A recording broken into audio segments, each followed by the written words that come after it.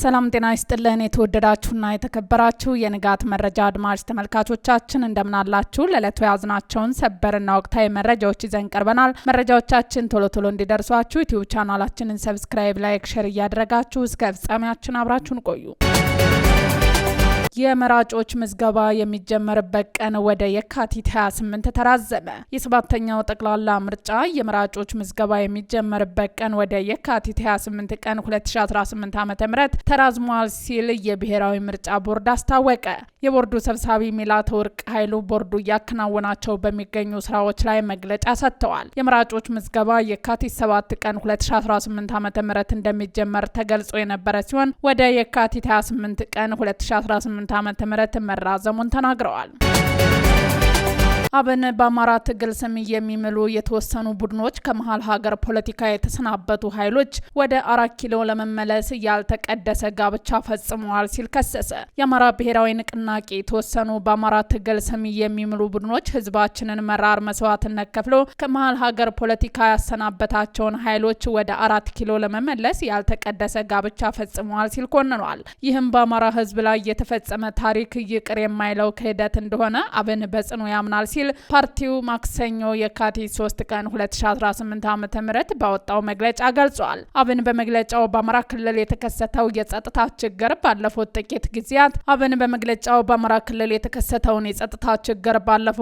ጊዜያት አንጻራዊ መረጋጋት የታየበት መሆኑን ጠቅሶ ሆኖም ሰሞኑን ከአንዳንድ አካባቢዎች የሀገር መከላከል ሰራዊትን መነቃነቅን ተከትሎ ህዝባችን ለዳግም ሰብአዊ ቀውስ የሚዳርግ ሁነት ተከስቷልም ብለዋል። አሁን ላይ የአማራን ህዝብ ትግል ማዕከል አልባ በማድረግ ጥያቄዎችን ከስርዓታዊ ማዕቀፍ የሚያወጣ የአማራን ህዝብ የሀሳብ መሪ የሚያሳጣ ተቋማዊና መንግስት አልባ የሚያደርግ እንዲሁም ህዝቡን ለከፋ የሰብአዊ ቀውስ፣ ለደህንነት ስጋት፣ ለኢኮኖሚ ድቀት አልፎም ለህልውና አደጋ የሚጋለጥ እንቅስቃሴ አይሎ መምጣቱን የስራ አስፈጻሚ ኮሚቴው ገምግሟል ብሏል። መግለጫው አያይዞም እየተካሄደ ያለው የትጥቅ እንቅስቃሴ በኢትዮጵያና በህዝባችን ላይ የሚጋሩ ጠላትነት ያስተሳሰራቸው ኃይሎች አንድም የአማራ ህዝብ ዘላለማዊ ረፍት የመንሳት አለማቸውን ለማሳካት ሁለቱም ሀገር ለማፍረስ የእጅ አዙር አመራር የሚሰጡበት እየሆነ መጥቷል ሲል አክሏል። የፋኖ ኃይሎች ደብረታቦር ከተማን መግባታቸውን የክልሉ መንግስት አረጋግጧል። የአማራ ክልል ሰላምና ጸጥታ ቢሮ ባወጣው መግለጫ የፋኖ ታጣቂዎች ኃይሎች ተላላኪ ጽንፈኛ ሲል በመግለጽ እየተቀጠቀጠ ነው ሲል ጽፏል። ደቡብ ጎንደር ዞን በቂ የጸጥታ መዋቅር ባልነበረባቸው ወረዳዎች የህዝብ ተቋማትን እያወደመ ፎቶ እየተነሳ ሲሸልልና ሲፎክር የተሰናበተው ጽንፈኛው ኃይል ደብረታቦር ከተማ ላይ ተመሳሳይ ድርጊት ለመፈጸም ዘው ብሎ ገብቶ መውጫ አጥቶ ከዛው እንደ ቅቤ ቀርቷልም ተብሏል። በአሁኑ ሰዓት በርካታ አስከሬንና ቁስለኛ እየጎተተ መፈርጠጥ መጀመሯል ሲል ቢሮ በመግለጫው ጠቅሷል። መግለጫው ቀጥሎም በደረሰበት ያልጠበቀው ምትና ባስተናገደው ከባድ ኪሳራ ተበሳይቶ የኩሩን የደብረታቦር ከተማ ህዝብን ሱቅ ሰብሮ ሀብትና ንብረቱን ዘርፎ የህዝብ መገልገያ ተቋማትን በማቃጠል እግሬ አውጭኝ እያለ እየፈረጠጠ ይገኛል ሲል በይፋዊ ገጹ ላይ አጋርቷል። የፋኖ ኃይሎች በበኩላቸው ከደብረታቦር ከተማ በተጨማሪ በርካታ አካባቢዎችን በቁጥጥር ስር መዋላቸውን እየገለጹ ይገኛሉ። ገለልተኛ ወገን በተገኘ መረጃ በአካባቢው ከፍተኛ ቁሳዊና ሰብአዊ ጉዳት እንደደረሰ ተሰምቷል።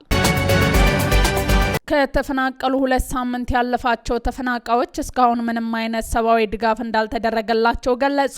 ተፈናቃዮቹ የፌዴራል ኃይሎች ካላማጣ፣ ኮረምና ሌሎች የወሰንና የማንነት ጥያቄ ካለባቸው አካባቢዎች ከወጣ በኋላ በአካባቢው ካለው ውጥረትና እስራት በመሸሽ በቆቦ ከተማ የተሰባሰቡ ከ60 ሺህ በላይ የሆኑ ተፈናቃዮች ለከፋ የምግብ እጥረት መዳረጋቸውን ይገልጻሉ። በቆቦና አካባቢው በልመና የዕለት ምግባቸው የሚሸፍኑት ተፈናቃዮች የረድኤት ተቋማት እየመጡ ቢጎበኙም ምንም ድጋፍ እንዳልተደረገላቸው ለዶቼ ቬለ ተናግረዋል። የሰሜን ወሎ ዞን አደጋ ስጋትና ስራ አመራር ጽህፈት ቤት ኃላፊ አቶ አለሙ ይመር በመንግስትና ረድኤት ተቋማት የሚደርሰውን ድጋፍ ዘግይቶ ቢመጣም የቆቦና የአካባቢው ህዝብ ግን ለተፈናቃዮች አስፈላጊውን ድጋፍ እያደረገ ነው ብለዋል።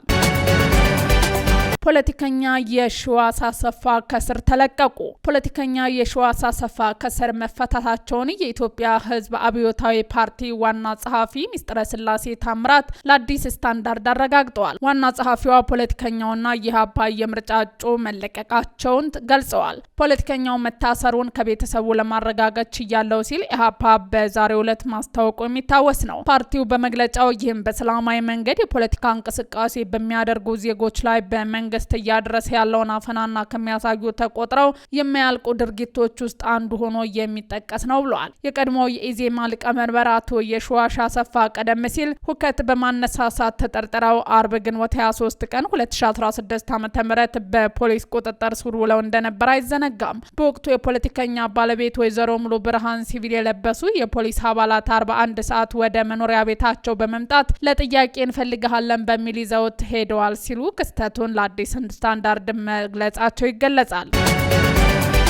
ኢትዮጵያ የሱዳን መንግስት እየተዋጋ ለሚገኘው የሱዳን ፈጥኖ ደራሽ ጦር የማሰልጠኛ ካምፕ እንዳዘጋጀች ሮይተርስ ከሰሞኑ ዘገባ ማውጣቱ ይታወሳል። ይህንን ተከትሎ ሱዳን የፌዴራል መንግስቱን ለሚዋጉ የትግራይ ታጣቂዎች እያሰለጠነች መሆኑን ከሱዳን የሚወጡ ዘገባዎች ጠቁመዋል። የትግራይ ህዝብ ነጻ አውጪ ኃይሎች አርሚ 7 በሱዳን በአልፎ እየሰለጠኑ መሆኑን የሱዳን የመረጃ ምንጮች ጠቁመዋል። ይህ ኃይል በሰሜን ምዕራብ ኢትዮጵያ በአማራና በትግራይ መካከል ባለው አወዛጋቢ ክልል ወልቃይት ላይ ጥቃት እንዲሰነዝሩ ዓላማ ተደርጎ እየሰለጠኑ መሆኑን ተዘግቧል። ይህ ኃይል ከ5000 በላይ ሰዎችን ያቀፈ ሊሆን እንደሚችል ተገምቷል። የአሜሪካ ሴኔት የውጭ ግንኙነት ኮሚቴ ሰብሳቢ ኢትዮጵያ ለሱዳን ፈጥኖ ደራሽ ኃይል የስልጠና ካምፕ ገንብታለች የሚለውን ዘገባ ተከትሎ ስጋታቸውን ገለጹ። ኢትዮጵያ ለሱዳን ፈጥኖ ደራሽ ኃይል ታጣቂዎች የስልጠና ካምፕ ገንብታለች ሲል ሮይተርስ የምርመራ ዘገባ ማውጣቱን ተከትሎ የዩናይትድ ስቴትስ ሴኔት የውጭ ግንኙነት ኮሚቴ ሰብሳቢ ድርጊቱ የሚያስከትለው መዘዝ እንደሚኖር አስጠንቅቀዋል። ሴናተር ሪሺ በማህበራዊ ሚዲያ ገጻቸው ባሰፈሩት መልእክት በኢትዮጵያ ውስጥ በተባበሩት አረብ ኤምሬትስ የሚደገፍና በዘር ማጥፋት ለተሰማሩ የፈጥኖ ደራሽ ኃይል የሚያገለግል የማሰልጠኛ ማዕከል መኖሩን እንዲሁም በሶማሊላንድ በኩል የሎጂስቲክ መስመር ሊኖር እንደሚችል የሚገልጽ ሪፖርቶች አሳስበውኛልም ብለዋል። ሴናተሩ አክለውም እንዲህ አይነቱ ድርጊት ሁኔታውን ይበልጥ የሚያባብስ በመሆኑ የፈጥኖ ደራሽ ኃይልን የውጭ ሀገር የሽብርተኝነት ድርጅት አድርገው ለመሰየም ተጨማሪ ምክንያት ይሆናል፣ እንዲሁም የውክልና ድጋፍ ለሚያደርጉ አካላት መዘዝ ያስከትላል ሲል አስጠንቅቋል። የአሜሪካው ፕሬዝዳንት ዶናልድ ትራምፕ የአሜሪካ ፍላጎቶች ካልተሟሉ ኢራን የከፋ ነገር ይገጥማታል በማለት መዛታቸው ተዘግቧል። ወይ ከስምምነት ላይ እንደርሳለን፣ ካልሆነ ግን የሆነ እጅግ ብርቱ ነገር ይኖራልም ብለዋል። ይህ ማለታቸው የተሰማው የኢራን የደህንነት ኃላፊ አሊ ላርጂኒ ይህን ማለታቸው የተሰማው የኢራን የደህንነት ኃላፊ አሊ ላርጂኒ ከጾማኑ ሱልጣን ቢን ታሪክ አል ሳይድ ጋር በድርድሩ ውጤት ላይ እየተመካከሩ ባሉበት ሰዓት ነው። ኢራንና አሜሪካ ወደ ድርድር መድረክ ከ8 ወራት በኋላ ቢመለሱም ትራምፕ ወታደራዊ እርምጃን ግምት ውስጥ እያስገቡ መሆኑ እየተነገረ ነው። ከኒኩሌር ማብላላት እስከ ሚሳኤል መርሃ ግብር ድረስ ቴህራን የዋሽንግተን ፍላጎት እንድታሟላ የሪፐብሊካኑ ፍላጎቶች መሆኑ ተገልጿል። አያንቶላኑ ደግሞ ከብሔራዊ ጥቅማችን በተወሰነ መጠንም ቢሆን ዝንፍ አንልም በሚል እየተሞገቱ ተስተውለዋል። ስምምነቱ ላይ ካልተደረሰ አደገኛ እርምጃ በኢራን ላይ እንደሚወሰድ ትራምፕ ይገልጹ እንጂ በኢራን በኩል ያለመ ወታደራዊ ዝግጅትም ስጋት ሆኖባቸዋል። ውድ አድማጭ ተመልካቾቻችን ዜናዎቻችን እነዚህን ይመስሉ ነበር። አብራችሁን ስለነበራችሁ ከልብ እናመሰግናለን። መልካም ቀን።